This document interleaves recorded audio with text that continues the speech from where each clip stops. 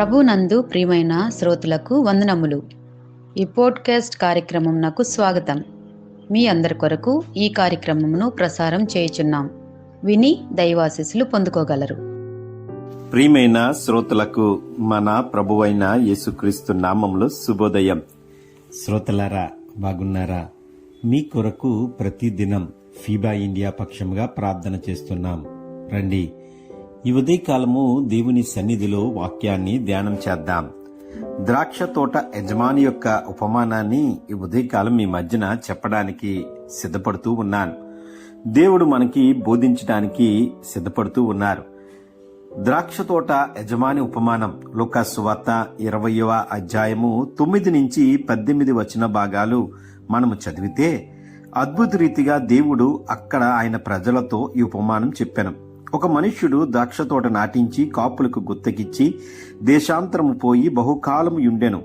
పంట కాలమందు అతడు ఆ ద్రాక్ష తోట పంటలో తన భాగమిమ్మని ఆ కాపు యొద్దకొక దాసుని పంపగా ఆ కాపులు వాణ్ణి కొట్టి వట్టి చేతులతో పంపివేసిరి.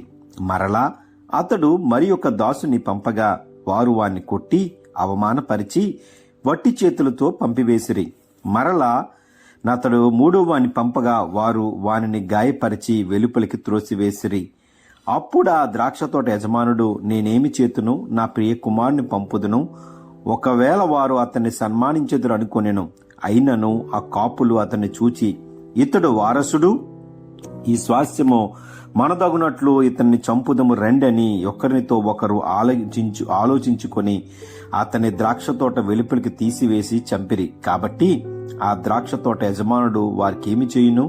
అతడు వచ్చి ఆ కాపులను సంహరించి తన ద్రాక్ష తోటను ఇతరులకు ఇచ్చునని ఆయన చెప్పగా వారు విని అట్లు కాకపోవుదురు గానని ఆయన వారిని చూచి, అలాగైతే ఇల్లు కట్టు వారు నిషేధించిన రాయి మూలకు తలరాయి అయ్యెను అని వ్రాయబడిన మాట ఏమిటి? ఈ రాతి మీద పడు ప్రతివాడును తునకాలైపోవును గాని అది ఎవని మీద పడినో వాణ్ణి నలిచి చేయునెను. ప్రియమైన శ్రోతలారా, ఈ ఉదయకాలము దేవుడు ద్రాక్ష తోట యజమాని ఉపమానం ద్వారా మనకి బోధించడానికి సిద్ధపడుతూ ఉన్నాడు.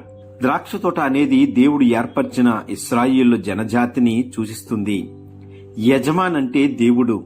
ఆయన తన ప్రజల్ని ఏర్పాటు చేసి వారికి ఆత్మీయంగా దీవింపజేస్తూ ఉన్నాడు. పంట కూలీలంటే దేవుని ప్రజల మధ్య ఉన్న నాయకులు. వారు దేవుని ఆశించిన ఆత్మీయ ఫలితాలు ఇవ్వలేదు.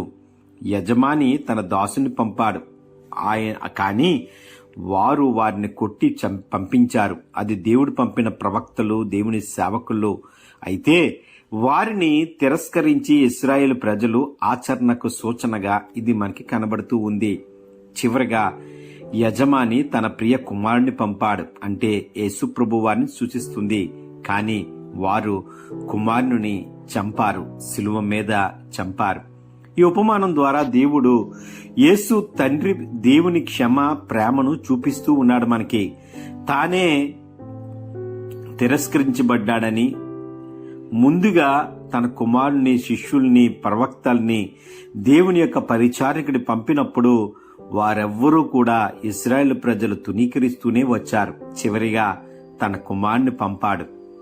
యేసు చివరిగా ఇలా చెప్పాడు, ఇల్లు కట్టు వారు నిషేధించిన రాయి మూలకు తలరాయి ఆయెను అని దేవుడు చెప్పబడుతూ ఉన్నారు.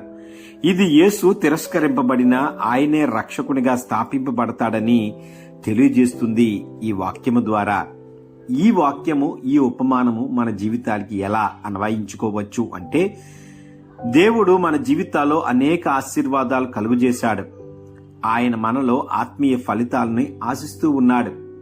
మీరు ఎలా ఫలిస్తారా? నేనెలా ఫలిస్తానా? మన కుటుంబాలు, మన జీవితాలు, మన సంఘాలు, మన సమాజము, దేశము, ప్రపంచము ఏ విధంగా ఫలితాన్నిస్తుందా అని ఎదురు చూస్తూ ఉన్నాడు.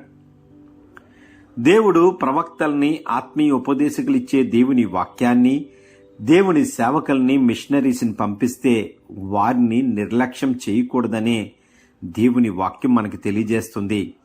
యేసుని తిరస్కరించడం అంటే దేవుణ్ణి తల్లాడిల్లని ప్రేమను తిరస్కరించడమే అని మనం గ్రహించాలి. దేవునికి నమ్మకమైన సేవకులమైతే మన జీవితం ఫలవంతమై ఉండాలని దేవుడు కోరుతూ ఉన్నాడు. దేవుని రాజ్యంలో మనకున్న బాధ్యతను విస్మరించకూడదని, ఆయన మనకిచ్చిన ఆజ్ఞల్లో మనము వహించాలని, ఆయన మనకిచ్చిన ఆజ్ఞ ద్వారా సర్వలోకమునికి వెళ్లి సువార్తను ప్రకటించాలనే ఈ వాగ్దానాలని దేవుడు మనకిస్తూ ఉన్నాడు. వాటిని మనం నిర్లక్ష్యము చేయకూడదని దేవుని వాక్యం మనకి తెలియజేస్తూ ఉంది. ఒకవేళ దేవుడిచ్చిన ఆయుష్ని బట్టి, దేవుడిచ్చిన బలాన్ని బట్టి, దేవుడిచ్చిన ప్రతి విధమైన ఆ ఆత్మీయమైన లోకపరమైన ఆశీర్వాదాలను బట్టి మనం దేవుణ్ణి తిరస్కరిస్తే ఆయన మనల్ని తీసివేసి మరొకరికి దాన్ని అప్పగిస్తాడు. ఫలితం ఏమిటో తెలుసా? దేవుని వాక్యాన్ని నిర్లక్షించు వారు ఆయన న్యాయ తీర్పుకు లోబడతారు. యేసుక్రీస్తుని తిరస్కరించి వారు శాశ్వత నాశనానికి వెళ్ళిపోతారు, పొందుతారు. దేవుని రాజ్యాన్ని గౌరవంగా స్వీకరించిన వారికి రక్షణ మరియు జీవము కలుగుతుందని దేవుని వాక్యం తెలియజేస్తుంది. ఇశ్రాయేలు ప్రజలు తిరస్కరించిన రక్షణ అన్యజనులకు అప్పగించబడినది. నిజంగా మనము ఈ విధంగా రక్షణలోకి వచ్చామంటే అది ఇశ్రాయేలు ప్రజలు తిరస్కరించినప్పుడు దేవుడు యేసు ప్రభువుని తన కుమారుని, ప్రియ కుమారుణ్ణి మన కొరకు లోకంలోకి పంపి అన్యులందరికీ కూడా ఈ రక్షణ భాగ్యాన్ని దేవుడు అనుగ్రహించాడు. ప్రియమైన వారలారా, ఈ ఉపమానం మనకి ఏం బోధిస్తుందంటే చివరగా దేవుడిచ్చిన దీవెనలు ఉపయోగించుకోవాలి, క్రీస్తును గౌరవించాలి, వాక్యాన్ని వినాలి, ఆచరించాలి, అనేక మందికి పంచుకోవాలి. ఫలించే జీవితం మనం పొందాలి. ఇతరులను అనేక మందికి దేవుని పరిచయం చేయాలి.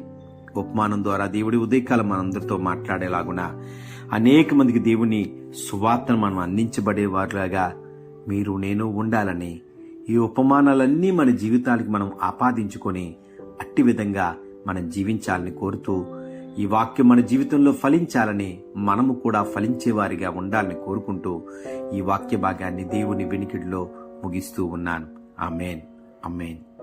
ఈ కార్యక్రమమును గూర్చి మీ సలహాలు మరియు మీ ప్రార్థనా అవసరతల కొరకు మమ్మను సంప్రదించవలసిన మా ఫోన్ నంబర్ 9448508503 మరియు ఈమెయిల్ ఐడి info@fibaonline.org. మా ఫోన్ నంబర్ మరొకసారి 9480585039. Email ID info@fibaonline.org.